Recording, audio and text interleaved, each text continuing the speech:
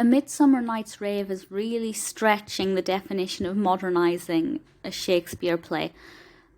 It's worth saying that my favourite Shakespeare play of all time is A Midsummer Night's Dream. I'm very passionate about it. I absolutely adore it. So while I'm not the target audience for a film about raves, I did think there'd be bits of this that I enjoyed. And I'd say I enjoyed maybe 10 or 15% of it at the most.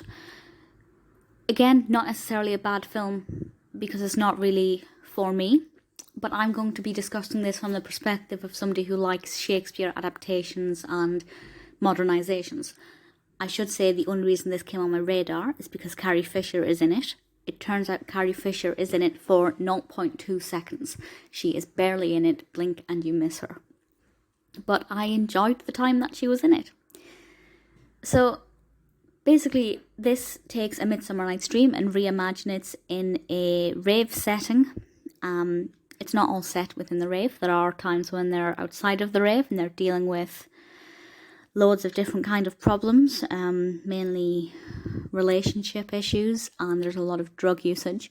Now, the drug usage does connect it to A Midsummer Night's Dream because A Midsummer is a very magical play. There's a lot of magic in it. There are fairies. It's set in a kind of mythical feel forest, to want for a better description. So the drugs in this kind of act like the magical elements from the Shakespeare play. So there are connections there. And there are people dressed up as fairies. So that connects to the fairies in Midsummer. The narrative is very, very loosely based on A Midsummer Night's Dream. It also doesn't use the Shakespearean dialogue. To be perfectly honest, it's so modernised that it wouldn't really work with the Shakespearean dialogue. You know, things like Romeo and Juliet with DiCaprio works because it's not about a rave. It's not so modernised. But this just would not work. So I don't think it's a bad thing that they made the decision to not use the dialogue from Shakespeare's play. It's not a problem. Having the drugs works well. There are some forest scenes that do resemble certain scenes in A Midsummer, and I certainly could feel the correlation between the two.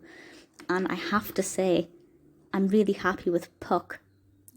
Glen Badyna plays Puck. Puck is my favourite character. I really hope the character was portrayed in a way that I found pleasant. And I did. I definitely did. So that worked well for me. So I liked the character of Puck. I liked the forest scenes. Although I'm completely anti-drugs, I liked the involvement in drugs in this in a way of connecting it to the magic in A Midsummer. Would I recommend this? No, I wouldn't. Maybe if you're into rave films, then it's a nice way to maybe get into Shakespeare. It's directed by Gil Cates Jr. and written by Robert Raymond, and it's not the worst film I've ever seen. Absolutely not. It's got its benefits. It's got its plus points. If you're looking for a good Shakespeare modernisation or adaptation, this certainly is not it. But if, like me, you're a fan of Midsummer, you might enjoy trying to recognise certain aspects. I will say it's a good idea to go to the Wikipedia page because it actually says the character's name and then who they're meant to be in Midsummer. There are some where it's not very clear. Personally, I thought it was fine. I will never watch it again.